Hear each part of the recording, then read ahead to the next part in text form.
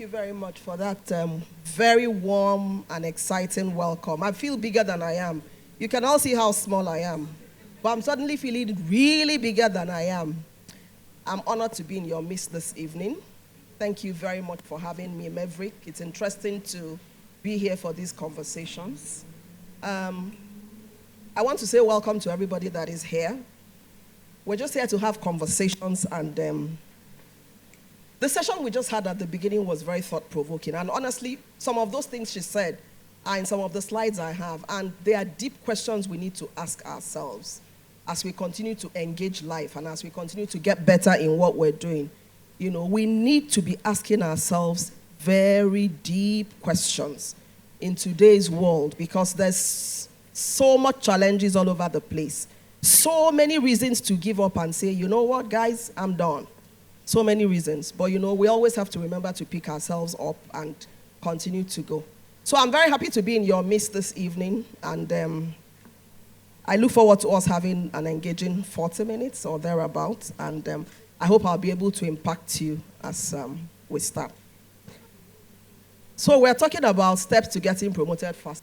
I came back from a trip in May. I went to the US and I flew Turkish Airlines for the first time. And so I said, okay, it's an opportunity. Let me stay over one night and just look around. So I stayed over one night. Normally when I fly, I like to, when the flight is taking off, I like to look and see the aerial view of the city, of the country. You know, what does it look like? How does it make me feel coming in and taking off? So first time flying out of Turkey after I landed, flying out in the morning, I was looking around. You know, the topic for this conference is so interesting, the MOVE conference, because movement is an interesting phenomenon. That's why I'm telling this story. It's an interesting phenomenon that began from the foundation of time. It began from creation. Because, you know, excuse me to just say this, I'm a Christian. In the beginning, the Spirit of the Lord hovered over the waters, right? That was movement. And it was after the Spirit of the Lord hovered over the waters that God said, let there be light. So movement precedes any growth. Okay, that's already established in the Bible, so you can't even question it. So back to my story. As I was leaving Turkey, I noticed that about 15 minutes into the flight, as the flight was gaining momentum or gaining, what do they call it? Acceleration, whatever. We just started seeing water. And I said to myself, Jesus Christ. So this is how we're just going to be flying over oceans for the next God knows how many hours. Because it looked like, so you know how you see the map of where you are, where you're flying over. And I was just seeing water, water, water. And I said, what kind of flight is this?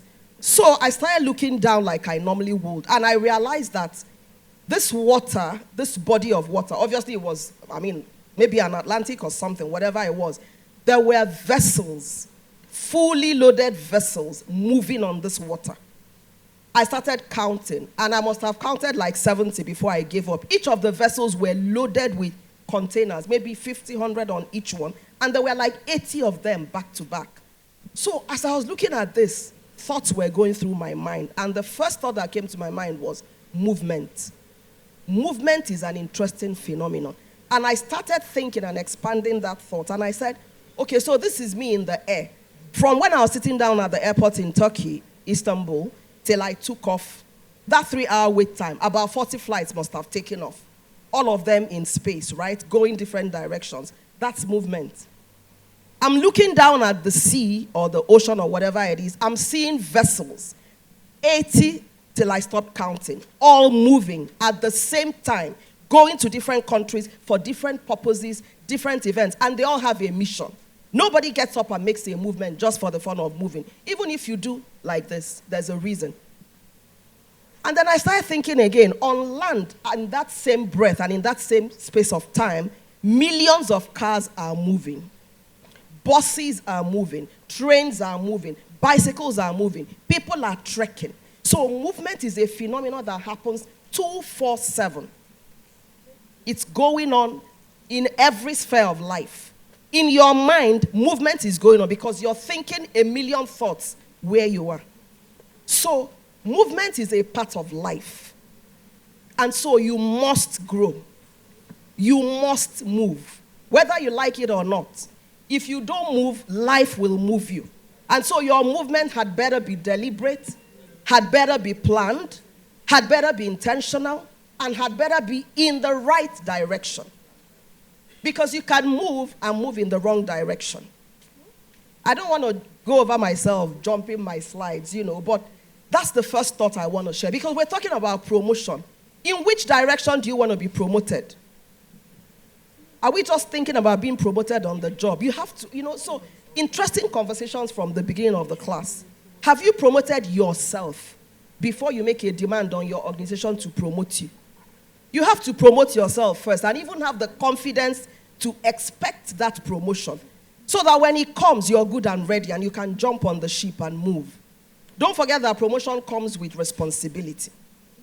So I want you to continue to think about movement as a very important phenomenon in life that you must be a part of. You don't have a choice.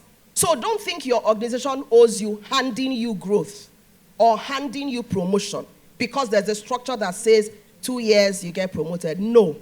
It's your responsibility to promote yourself. Your organization is only acting a script, a policy, a process, a structure that will outlive you and may never get changed while you're burning to grow. So the first responsibility is that you have to promote yourself psychologically, physically, mentally, financially, any which way you want to go, it's your responsibility to promote yourself. That's the first thought that should be a game changer. So you don't hold First Bank responsible for not promoting you. And that's what I tell myself. So I said psychological readiness, behaviors that can change your life forever so that you can experience this growth that we're talking about. And then practical steps. Again, these are tips, these are thoughts, these are ideas, these are concepts. It's up to you to develop it for yourself. We're so used to hearing things because we're in the knowledge era. You go on LinkedIn, they bombard you. In fact, the problem now is even information overload. Even in following men of God, you don't even know who to follow anymore. Yeah, because every time you go on Instagram, they are chasing you. And you know how AI is. The other day, I was talking to a friend of mine, and I said, to her that, imagine they're asking me to do this within 30 minutes. She said, how far? Are you AI? Are you AI? So it chases you all over. All you have to do is to click on one content. It will give you 50 of it. So you need to also be mentally compartmentalized and be sure, what are you looking for on the internet? Don't just go there because you have data and you're surfing all over the place. You're wasting your time. You have to be sure where you're headed and what you're looking for, okay? So enemies of success, it will be important that we just run through those. We know them and we're all doing it every day, including my humble self. And then final tips and takeaway. So that's how our presentation is going to run. So psychological readiness. I already shared about growth being an interesting phenomenon, and I'm sure that your minds are working based on what I said about growth. So why should you grow? God did grow in the beginning. So it's your entitlement to grow. Yes, you should. You should, because that's the way God expects you to also rise. Okay? You are well within your rights to grow. So it's your right to be promoted. But hey, who is responsible for the promotion? It's you. It's not your organization. It's your right to be promoted, but you have to promote yourself. You must know the direction in which you seek growth. Some of us don't even know where we want to be promoted, and that's the truth. So I join an organization, and I look at this BA, SBA, officer, SBO, so I put that in my head, and then I sit down, and I start waiting to go. It's not like that. You have to make some strategic moves. And then what areas of life do you want to grow in? Because the truth of the matter is that the growth in your personal life, your habits, your behaviors, your skills, those are the things that shape the growth in your career. You can't isolate that. So you're not disciplined. Somebody spoke about going early to work. And you think people are looking for who to promote. You should be the first guy. You have to grow in yourself first, in your outlook and approach to life, in the things you're pursuing and the things you're looking for, before you begin to harass your organization for not promoting you. All right? So you must identify growth because it fuels your energy. So even when you make a little progress, you need to give yourself a pat on the back so that you can rise to the next challenge that faces you. You must also defeat self-limiting beliefs. So personal growth and success are essential for living a fulfilling life. You have to work your growth process rather than rely on your organization's process to promote you. Okay, so that's already a given.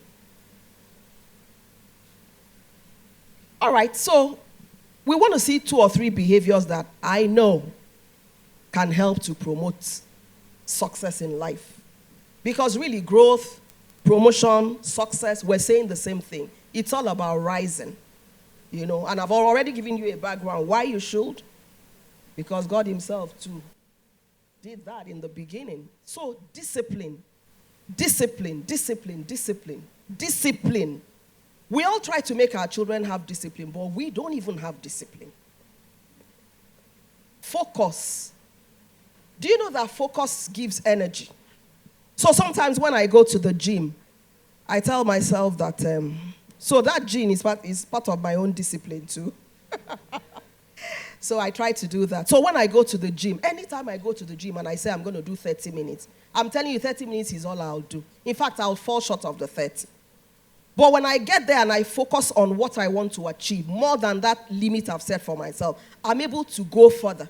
You know, so focusing on your focus gives you energy. The moment I say, no, I want to do 30 minutes today, I must do 30 minutes. I find that when I get to 30, I can even do 35. But when I don't have a focus that I'm focused on, I just say, let me just go. Should be 6 o'clock class, okay. You get there, no energy, no focus, no plan. The next thing that comes will distract you and derail you. And that's how you're going to keep piling this behavior. Piling it, and you will get to your work life. You will get to how you raise your children. It will get to how you do your relationships. So honestly, promotion is not just about, my office didn't promote me. You must promote yourself first. Once you promote yourself, your organization will find you. And they'll promote you because success rings a bell. And then the last thing I said there is consistency. That's something I'm learning to build now. And it's about being able to do a particular thing every day, every time, for a long time to come, until it becomes a skill, it becomes a habit, it becomes a way of life. It becomes something that if they tap you and you open your eyes, you can do it. So those are 3 major skills that we must build. And it never stops. You don't say, oh, I've built discipline. No, discipline for different things in life. And as your life changes, you require new disciplines. So it's something that you need to make a part of your life consciously, because it now impacts who you are, impacts how you do at work, and ultimately fetches you that promotion that you're looking for. So the distance between you and the giant in your industry is discipline. And we're focusing on discipline now. Have you ever heard of a successful person who doesn't have a story about the things he did to make him get to where he is? There's no Dangote, no even Davido. They toil. They burn the midnight candle. They avoid certain things. They'll tell them, oh, don't eat too much sugar. They avoid that sugar. But you and I want to live the good life and then have things working 24/7. It's not like that. We need to learn some disciplines. Discipline in the area of your health, in the area of your timing, in the area of how you do your work, everything. And like I said, if you imbibe these things in every area of your life, it will show up at work. Trust me, it will show up. And that promotion that you're looking for will come. All right? So it's also about keeping to the rules. It's about being able to say no and also being able to say yes. They're 2 different things. Some people can't say no. So you allow everybody push you like a yo-yo. You should be able to say no, and you should also be able to say yes. They're 2 totally different things. Okay, so self-control, boundaries, restricted living. Restricted living doesn't mean I shouldn't do jaye. No, it's about knowing certain things you shouldn't do at certain times. For example, I keep teaching my son about waking up early, regardless. Whether you have exam, you are in school, it's a discipline for life. And I also teach myself that. So when I'm on leave, I don't say because I'm on leave, let me sleep till 8. Human beings will still keep moving. Remember what I shared at the beginning about movement. They will move. Then you wake up and get to their offices. They finish what they're doing at 9. They've gone out to look for business. And you're just arriving to come and look for interview to do. So we really need to bleed. We need to create structures that enhance discipline. Create a structure around the discipline you want to build. That's the only way. Use your alarm. Use people, like partners that can help you. Oh, call me every day at 5 to do this or do that, So we create structures that will help us to build discipline. Okay, so focus. Focusing on your focus gives you the energy that fuels growth. You don't get results by focusing on results. Yes. Like for me now, I want to lose 10 kg or whatever. I've learned now that I shouldn't focus on that losing 10 kg. I should focus on what I will do to lose 10 kg. So the next time you want a promotion, you shouldn't focus on that promotion that you want. Focus on what do I do to get that promotion. And we're going to see some of those tips now. So it's not focusing on, in fact, focusing on that particular thing that you want to do. What it does to you is that it stresses you out. It puts you under pressure. And when you're under that pressure, you don't even deliver anymore. So you get results by focusing on the habits and behaviors that produce results. If we're in church, it's a good place to say amen. Amen? All right, and then consistency. We've talked about consistency. Building habits and skills by doing something continuously. Success is not a one-time event. They tell you every day it's not a sprint. It's a culmination of daily, deliberate, and consistent actions. Honestly, discipline, focus, consistency, if you build those disciplines in any area of your life, you'll come back and thank me. And when you make that money, please remember that I shared the tip for you. Remember me in your kingdom. All right? Okay, so let's look at some quick practical tips. Always have a career plan that you are executing per time. So you come into an organization, they hire you, then they give you all the steps to becoming MD. This pyramid thing? We can't all be MDs now. Some of us will live as ED, some will live as BO. I'm using banking parlance because that's what I know. That's the industry I've been all my life. That's what I'm familiar with. So please pardon my examples. So you come into that industry or into that organization and you don't even have a plan. Like, you just want to sit and follow. Then you begin to whine about your boss being mean. Let me tell you, you have a responsibility. Have you heard what they call boss management? It's your job. It's not about who your boss. You must manage your boss. And by the way, when you leave that boss and have another one, drop what you were doing with the other guy. Pick on the new thing with the new guy. Because this thing we always say, it's how we used to do it. It's how Biodun used to do it. Biodun has gone. This is Helen. What does Helen want? Just do it. Helen and Biodun can never be the same. So you must have a plan. For me, when I got into my career, how did I even get into my banking career? Interestingly, I didn't even study banking. But when I left school and I went back to do my master's, I realized that I wanted to work in the banks. And I said to myself, what do I do? I'm already deficient in terms of the degree I studied because I just read arts. So I said, okay, let me go and do an MBA. So I quickly went and did an MBA. And then I started job hunting. My job hunting was even systematic. I would sit down every night. You know how Lagos is. I would plot how my money would take me from street to street. That time, there were like 100 banks in Nigeria. So I would plot, okay, this one is Ajose Adogu. Ajose Adogu is far from Marina. No, let me plan Marina. It's not just get up and be looking for jobs. Systematic. So that my money would take me around 3 or 4 banks that day. And then this is how I was going day by day, dropping CV. Every time I drop a CV, I make a contact, I take a phone. By the way, at this time, there was no GSM. It was only landline. And those landlines, you don't call direct. You call the bank, then they'll transfer you and all that. But I kept doing it. At the time I was doing this, I didn't even have a name for what I didn't know that was consistency. I didn't know all these things, but I was just doing it because it felt right to do it. So I was doing it. And then I kept, every day I would go. Eventually, I got a job. And my first job was in Equatorial Trust Bank of many years ago. Some of you never met those banks. And the rest is history. So the plan was I wanted to work in the bank. My father didn't want me to work in the bank because he wanted me to be like him, how they want you to be a protege. So he wanted me to work in the ministry with him, rise to the position of a director in education and all that, which I had started because I was doing my master's. But immediately I got that my master's, I said, I beg, It's not me. I ran off. So I had a plan. But you know, when I was doing it, I didn't know what I know now. So I'm now telling you, have a plan. Short term, medium term, long term. Those years I didn't see today. But I knew I was just going to be in that banking industry as long as they allowed me. And thank God till date they have allowed me. You know. Yeah, because God has helped me and I've also done my part. In the course of my career, so many of people I started with, they've fallen by the wayside. Some not for anything they've done. Some for little mistakes and errors there. It's a tough industry, banking in Nigeria. But you know, somehow we're still there. So these are some of the things I've learned over the years that I've been able to put into words to guide other people. So you know that you must have a plan that you are executing. Your organization doesn't need to know that you're executing a plan. And once your plan is not coming into place anymore, you need to make a change. You need to make a change. Some of the times I feel I lost in the bank was because I was not following a well laid out plan. I wasn't seeing that I was no longer moving in my career. Because I just sat there, I was waiting, okay, 2 years BA, 2 years SBA, 2 years. It doesn't work like that. So you have to have a plan. And who is responsible for executing that plan?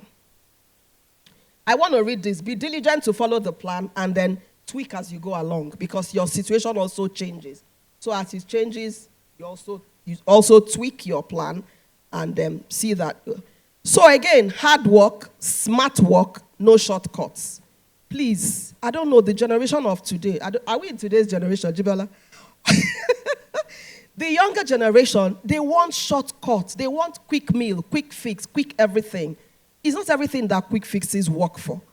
You know, so we need to know when is a quick fix, when is a shortcut. But really, as much as possible, avoid shortcuts. Do things properly and rightly. So we said, become so good that no one can ignore you. You know, I said success rings a bell. When you succeed, it's so glaring and so obvious. Even a blind man would see you. Success rings a bell. You know, so be a model employee. Don't just identify problems. Bring solutions. So I attended a management program where they said that employees want to hand over monkeys to their supervisors. The day I heard that thing, I said, God, they've been giving me monkeys all my life. And I've been looking for bananas for them. From today, if you enter my office, come with banana. Because if you give me a monkey and you didn't bring the banana for that monkey, you go back to the desert to find that banana. And you know that when I started doing it, my stress reduced. Because people don't want to work. They just want to hand over the problem to you. So be an exceptional employee who not only identifies a problem, but comes with a solution that says, this is what I think we can do. And then we think it through together. Because like they say, 2 heads are always better than one. But just be strategic enough to think ahead and say, okay, this is the problem, madam, but I think we can do this. Because, I mean, your boss is not God. He doesn't know everything. So sometimes you bring an idea that works and you action it. So please don't be a staff that just hands monkeys all around. Then you have to understand your organization's vision. Because you have to work in line with that vision if you want to be promoted. That's the only way. You need to be seeing the bigger picture. Don't just see yourself in your little corner. So I've balanced my till and I go home. And you don't know how that balancing affects customer transactions. Pardon me again, I'm giving an example in my industry. But you need to see beyond your desk. Because that thing you're doing on your desk is the reason the organization is alive. Everybody is relevant in their space. If you leave that your little desk and it's not working, the team will not function that day. If your supervisor is away from work, do you know that work will go on? Work will go on. But when you are away, they need you. They're going to keep calling you. So who is the guy that is carrying the team? Is it the boss? Is it the boss? It's you. It's you and I. We're the ones carrying the team. Such that if you're not at work, Helen. What's your name? Kingsley. Kesley, okay. So where is Kesley today? Kesley is not out. Oh, Kesley, where is this document? Kesley, they'll probably call you all morning till about 1 before you see that your phone calls from the office will reduce. But let me, as the supervisor, be off work. All they'll do, oh, Madam Helen didn't come in today. She's not feeling well. Then maybe they'll call me for 1 or 2 approvals. So who is carrying the team? We are giving direction. We're giving strategic direction. We're driving the vision. We're supervising, making sure things work. But who is actually doing the work? So you must know that you are relevant in your organization. And so stop doing as if the job stops at your desk. You're too strategic and too important to be ignorant. Did you write that down? You are too strategic and too important to be ignorant. You can't afford it. You cannot afford to be ignorant. You must be the best guy that everybody goes to.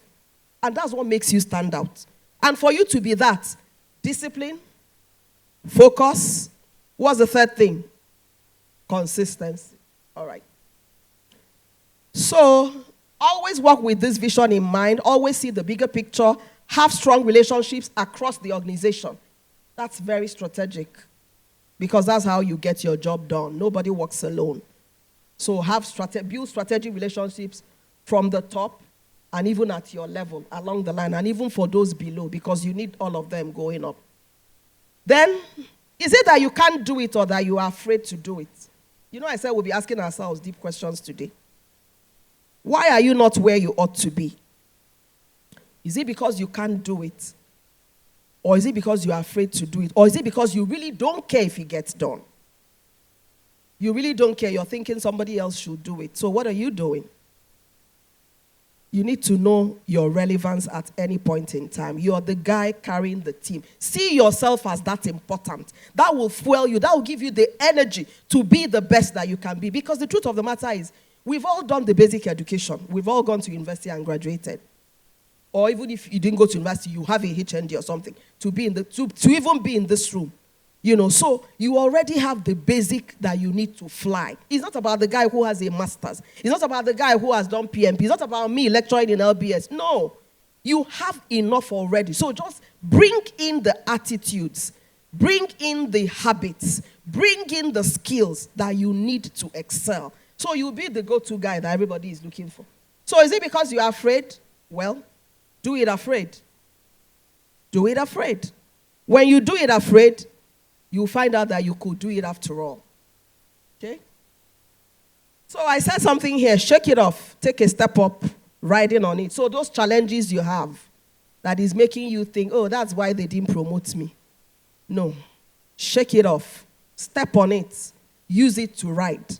And then you just throw it into your backpack as part of the experiences you've acquired along the line to be where you are today. I don't know if I'm making impact so far. All right? Then you have to do a lot of role playing, both professionally and socially, on the job. Be the guy that is ready to take on everybody's job. Your supervisor is not at work. Then they are asking questions about something that she ought to have done. You claim, I don't know. You don't even want to know. Why can't you do that supervisory role? Take it up already and just do it. That's how you even test the waters for that promotion that you are looking for. How are you going to be when you become that MD that you're looking for? What are you going to do if you suddenly wake up one morning and they make you the manager in your office? Are you going to feel inadequate, or are you going to rise up to the challenge? For you to rise up to the challenge, you must have been building up that capacity before now. So it's not a promotion of one thing. I'm just thinking it in my mind. No, you're working towards it, deliberately promoting yourself. All right? So, again, you volunteer for visibility. You show that you can be trusted with critical tasks. It's very important. If your supervisor cannot trust you, honestly, there's no time for them to keep testing you and you cannot prove yourself. I have a team member that is giving me some slight issues, trying to prop out. But typically, you can decide to just, you know what, I don't have time. Let me just run with those that are willing to run. You don't want to be the guy that is left behind. Please, don't be the guy that is left behind. Show that you can be trusted with critical assignments. They give you an assignment, you do it to the best of your ability. I always tell my team members that when you meet a roadblock, ask yourself, okay, we're here, we're stuck here. What's the next thing which we can do? Exhaust every next thing before you hand it over to the next guy. So that by the time they come, they'll say, did you do this? You say yes. Did you do this? And they'll now be like, so pario. There's nowhere else to go, but not when there are still options to explore. You give up. You can't ever rise to the top like that. I don't know if I'm already escaping my time. Okay. So, networking and membership of professional organizations, also very critical. I'm sure a lot of you know that and you are doing stuff around that. So, invest in continuous self-development and training. Reflect on your performance, seek feedback, iterate, and adapt. It's good that you seek feedback, from time to time, to know how you're doing and know what you can do better. The feedback may not necessarily be from your subordinates. It could be from your peers, and it could be from people above you. Sometimes too good to hear from your subordinates as well. It'll help you to become a better manager. So you seek feedback. On the basis of the feedback, you iterate, you look back, you adapt, you change, you remodel, you become a better version of yourself. So what do we say? Define and know what success looks like for you. So what success is for you may not be what success is for me. So you read, somebody read my profile before we started, and Helen has done this, done that. If you listened, my profile was closed with the fact that I'm a passionate mom and a mother of two adults. I call them adults now.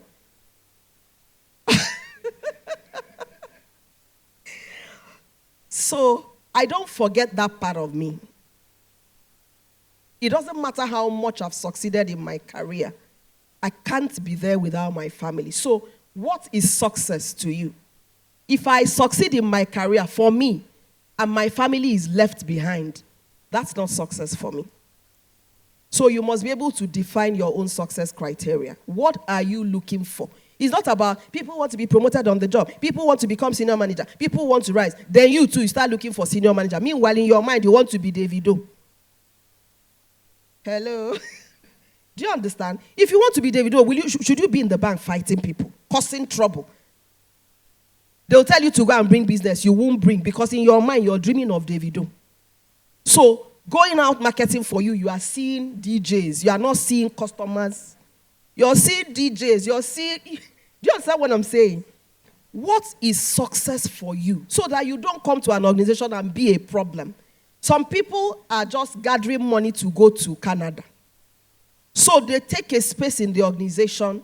You come to work. Folake, have you done this? No, I will do it. Folake, did you do that? No. Folake is busy making her plans to travel to Canada. But she needs the money. So she takes up that space, causes trouble for her supervisor, and then tomorrow you hear, oh, Folake has left for Canada. She has resigned. That was success for her. But in the meantime, she used you to get to where she was going to. So please know what success is for you because everybody has different criteria for success, all right? You must be able to define your own success so that you reduce your stress. If somebody tells you that he's going to Canada and it's not what you're looking for, you will not worry, Abby. But when you don't know what you want, you hear people are going to Canada, you leave where you are, start running for visa. And then when they don't give you, you become frustrated. You just need to be able to define yourself and know what matters to you. All right? So I use this, I said, harbor. You must know your harbor. What's your harbor? Your habits, your attitudes, your behaviors, and then your actions. Harbor. Please pay attention. What do you do in your organization? Who are you? How do your attitudes and your behaviors and all that affect who you are in the organization? All right? It's important to also mention this. It's important to have a sponsor, have a mentor, have a coach. A sponsor talks about you. So he's somebody above you and he sits somewhere in the organization where you may not get to. Your mentor talks to you, propping you up, and your coach talks with you. So your coach is at your level and shares thoughts and ideas with you. Never compromise your confidence and sense of self. The day you lose your sense of self, you're gone. You're gone. Just know that. Always hold yourself accountable for your actions and outcomes. So somebody was asked about why has Nigeria been fair to you? And, we had some. Hold yourself accountable for where I'm responsible for where I am today. Why am I not the MD of First Bank? I'm responsible for not being the MD of First Bank. Hold yourself responsible for any outcome. Don't put it on Nigeria. Because the moment you start doing that, you will have speed on your feet. You will stop blaming anybody. You take responsibility and you will run. Okay? If you don't sacrifice for what you want, then what you want becomes the sacrifice. Okay, we know these things. Procrastination, indiscipline, these are the enemies. And that's why I put them in red. Fear of change, comfort zone, lack of confidence, negative self-talk. When you don't know your purpose and your own success criteria, you'll be talking yourself down. Resistance to learning, poor time management, and lack of planning, lack of vision. Those are critical things. Like I said, these are deep questions you need to have with yourself, conversations you need to have with yourself. Okay, don't hand over the power to make you to anyone. Shape yourself, shape your career, shape your future. You are the one responsible to promote yourself. It's not your organization.